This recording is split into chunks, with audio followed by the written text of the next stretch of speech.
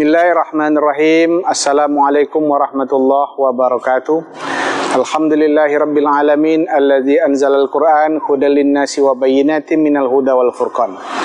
Wassalatu wassalamu ala asyrafil anbiya'i wal mursalin wa ala alihi wa ashabihi ajma'in, amma ba'd. Kaum muslimin wal muslimat yang dirahmati Allah Subhanahu wa taala, apapun yang berhubungan dengan Al-Qur'anul Karim, dengan sendirinya ia akan mulia di hadapan Allah Subhanahu wa taala. Bulan yang paling mulia adalah bulan di mana Allah Subhanahu wa taala menurunkan Al-Qur'anul Karim. Malam yang paling mulia adalah malam yang dipilih Allah Subhanahu wa taala, di mana ia menurunkan Al-Qur'anul Karim.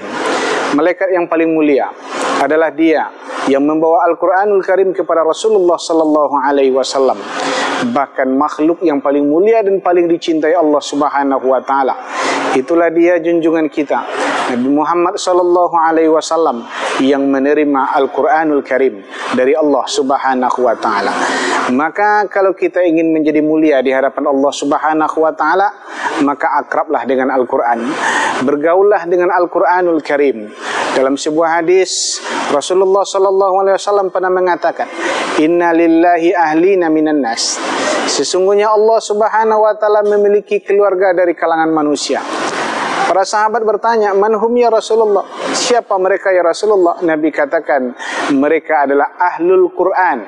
Ahlul Quran adalah keluarga Allah di muka bumi ini, wa khasatuhu, dan orang-orang pilihan Allah Subhanahu wa taala di muka bumi ini. Maka kalau kita dekat dengan Al-Qur'anul Karim, dengan sendirinya kita akan mulia di hadapan Allah Subhanahu wa taala. Ingin mengetahui di mana posisi kita di hadapan Allah Subhanahu wa taala? Cari tahulah di mana posisi Al-Qur'anul Karim di dalam hati kita. Salah seorang laki-laki di zaman dahulu bernama Bisri bin Haris. Dia adalah anak orang kaya, berandalan, suka mabuk-mabukan, suka bermain judi. Pendek kata, setiap malam dia selalu larut hanyut di dalam dosa dan kemaksiatan. Sampai pada suatu malam, ketika dia pulang dari mabuk-mabukan, turunlah hujan. Ketika itu dia berteduh di tempat yang membuat ia terlindungi dari curah hujan. Di saat itulah datang petir halilintar, kilat menyambar, dunia terang seketika. Matanya tertuju kepada secari kertas. Di kertas tersebut tertulis kalimat Bismillahirrahmanirrahim, salah satu ayat dari Al-Qur'anul Karim. Hatinya tersentuh melihat ada ayat Al-Quran bercampur dengan lumpur ditimpa oleh air hujan. Maka dia ambil kertas tersebut, dia bawa pulang, dia bersihkan. Bahkan dia membeli minyak air mawar seharga 1 dirham, lalu memberikan kertas tersebut, air mawar tersebut, sehingga harum wangi baunya, dan dia letakkan di tempat yang tinggi. Malam itu seorang ahli ibadah di kota Baghdad bermimpi. Allah memberikan dia ilham bahwa Bisri bin Haris sudah memuliakan nama Allah Subhanahu wa taala, mengharumkan kalimat Allah Subhanahu wa taala, meninggikan kalimat Allah Subhanahu wa taala. Maka Allah Subhanahu wa taala akan meninggikan, akan mengharumkan, akan memuliakan namanya di dunia dan di akhirat. Inilah awal dari hidayah masuk ke dalam hati Bisri bin Haris Al-Hafi, sehingga pada akhirnya ketika berita itu sampai ke telinga Bisri bin Haris, dia sedang minum minuman di sebuah warung tua. Maka bergetar hatinya, bergetar jiwanya, bergetar tubuhnya karena ketakutan. Dia pun berlari meninggalkan warung tua tersebut tanpa memakai sandal. Sehingga mulai sejak itu Bisri bin Haris tak pernah memakai sandal, sehingga dia dikenal dengan sebutan Bisri bin Haris Al-Hafi, Bisri bin Haris si telanjang kaki. Kita hari ini mengenal Bisri bin Haris sebagai seorang ulama besar, seorang ulama yang begitu dihormati oleh Harun Ar-Rasyid dan begitu dikagumi oleh seorang ulama sekaliber Ahmad bin Hanbal. Sampai-sampai murid-muridnya Imam Ahmad bin Hanbal pernah protes kepada Imam Ahmad bin Hanbal. Mereka komplain kepada Imam Ahmad bin Hanbal, "Wahai Tuan, di dunia ini, di kota Baghdad ini tak ada orang yang lebih alim dibanding Tuan, yang lebih alim di bidang hadis, yang lebih alim di bidang fikih. Kenapa Tuan mesti bersusah-susah untuk mengunjungi seseorang yang dulunya larut dalam kemaksiatan?" Kata Imam Ahmad bin Hanbal, mungkin dalam bidang-bidang yang kalian sebutkan tadi, Ahmad bin Hanbal lebih alim. Lebih alim di bidang ilmu hadis, lebih alim di bidang fikih, lebih alim di bidang-bidang yang lain. Tapi dalam persoalan mengenal Allah Subhanahu wa taala, Ahmad bin Hanbal mesti belajar kepada Bisri bin Haris Al-Hafi. Ini merupakan cuplikan kisah yang menggambarkan kepada kita bahwa Allah akan memuliakan seorang hambanya kalau dia mau memuliakan Al-Quranul Karim. Satu ungkapan ulama salaf mengatakan, kullama zada khizbi minal Quran zadatil barakatu fil waqti. Setiap bertambah porsi waktuku untuk bersama Al-Quranul Karim, maka bertambah pula lah keberkahan waktu diberikan Allah Subhanahu wa taala di dalam kehidupanku.